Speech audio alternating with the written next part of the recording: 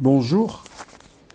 Je te rappelle que les éditions spéciales ont pour objectif de t'éclairer afin de savoir quelle conduite à tenir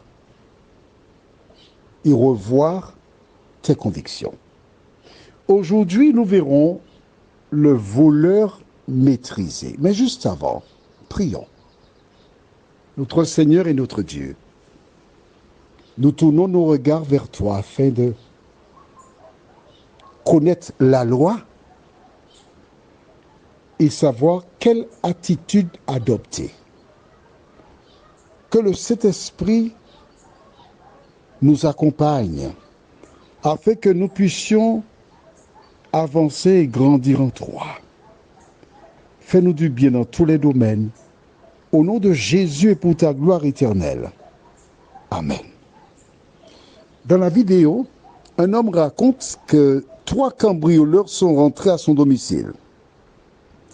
Ayant fait des sports de combat, il avait ses 2 enfants, son épouse et lui. Essaie d'imaginer. Et ces individus, quand ils sont entrés, alors l'homme qui a fait des sports de combat a pu maîtriser un, les 2 autres ont pris la fuite. C'est bien. Ils appellent la police. Et que se passe-t-il? La police arrête le cambrioleur, mais ils partent aussi avec le monsieur qui est chez lui. Les policiers viennent témoigner que oui, ils disent qu'il était en légitime défense, tout ce qu'on veut. Résultat des courses, le voleur a eu 6 mois de prison avec sursis et celui qui l'a maîtrisé, qui était dans son domicile, il a été condamné à 2 ans de prison avec sursis, plus obligation de soins. Alors, quand j'ai regardé cette vidéo, j'ai dit, mais c'est pas possible. C'est pas possible. L'homme est chez lui. On n'a pas mentionné s'il est propriétaire ou locataire, mais qu'importe. Il habite dans une maison. Il achète des meubles. Il va meubler la maison. Il vit chez lui. Les cambrioleurs ne prennent pas soin de regarder s'il y a du monde ou pas, tandis qu'il y a du monde, donc probablement en pleine nuit, ils débarquent, le bruit, des gens se réveillent, il attrape un, et c'est lui qui écope de 2 ans de prison avec sursis, plus obligation de soins. Tu trouves ça normal? Je vais te raconter un fait divers, mais je changerai des éléments. Un jour, un homme qui habite dans un immeuble avec son épouse, il entre vers 17h30. Et tandis qu'il grimpe les escaliers, il rencontre en chemin un homme qui descend, qui a un tableau, la peinture. Ils disent bonsoir monsieur. Et la dame, à un moment, elle se retourne et dit à son mari, elle fait signe, c'est notre tableau qui est là. On dit mais non. Il monte et quand ils arrivent à l'intérieur, l'homme voit que celui qui vient le croiser dans l'escalier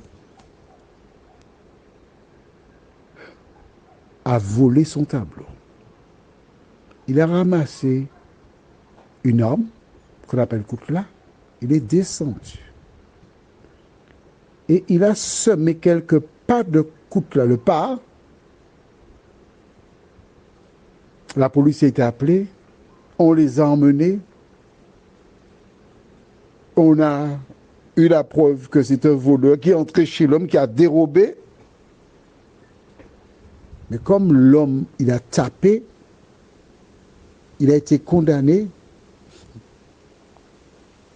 à payer une rente au voleur mensuel de 300 €.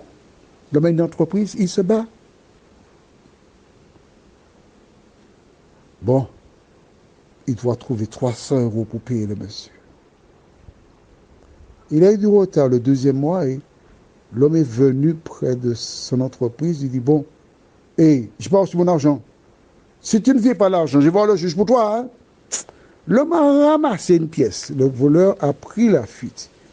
Il lui a dit, eh bien, écoute-moi bien. Je vais traverser les mers. Je vais dans tel pays. Je vais faire un travail pour toi. Tu ne toucheras plus jamais de l'argent de ta vie. Il n'a pas payé. Le voleur a disparu de la Martinique. Il n'a jamais réclamé d'argent. Je t'ai raconté donc un fait en dehors de la vidéo. Que feras-tu? Mais que dit la Bible concernant l'attitude des voleurs? Mais oui, il y a tout dans la Bible, oui. Allons au livre de Exode chapitre 22, versets 1 et 2. Si un homme dérobe un bœuf ou un agneau et qu'il l'égorge ou le vende, il restituera 5 bœufs pour le bœuf et 4 agneaux pour l'agneau. Si le voleur est surpris dérobant avec effraction et qu'il soit frappé et meurt, on ne sera point coupable de meurtre envers lui. Tu as entendu? La Bible déclare que si un voleur défonce ta maison, et quand il le fait, toi qui as peur, tu ne sais rien, tu donnes un coup de bâton, quelque chose, et que l'homme meurt, tu ne seras pas poursuivi. Tu ne seras pas coupable de meurtre envers lui. Alors, je ne dis pas du verset 3, c'est pourquoi il faut marquer dans le cahier maintenant. Toujours Exode 22, verset 3.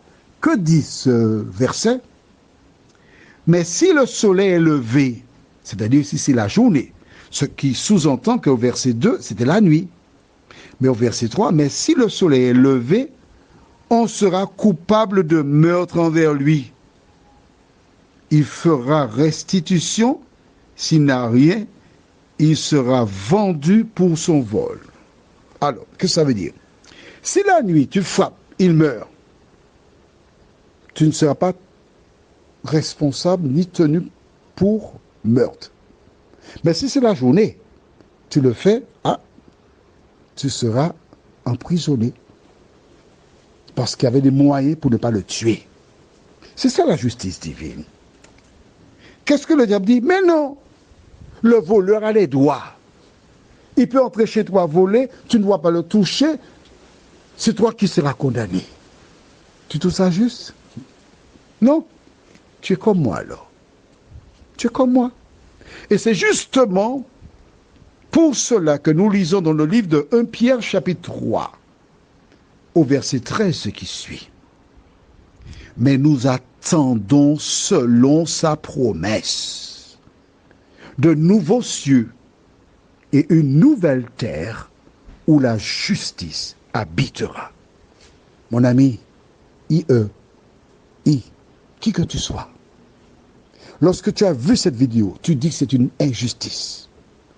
Un homme qui a transpiré, qui a acheté ses meubles, qui a ses affaires chez lui, le voleur entre. Il n'a même pas blessé le voleur. Il n'a pas agressé, il a seulement maîtrisé. Il est condamné pour séquestration de 2 années de prison avec sursis, plus obligation de soins. Comment peux-tu aspirer à vivre sur une terre où il y a de telles injustices? Voilà pourquoi tu pourras mieux faire la différence entre cette terre et celle que Jésus prépare pour ses enfants. Prions, notre Seigneur et notre Dieu. Beaucoup de personnes qui entendent cela sont outrées. On ne comprend pas comment une personne honnête, parce qu'il a retenu un voleur, est condamné pour séquestration. Seigneur, nous ne pourrons jamais comprendre ces choses. Mais nous faisons comme Pierre l'a dit. Nous attendons selon la promesse de Jésus de nouveaux cieux et nouvelles terres où la justice habitera. En attendant, Seigneur, de nous aider à remplir les conditions afin d'être éligibles, nous t'en prions. Au nom de Jésus et pour ta gloire éternelle. Amen.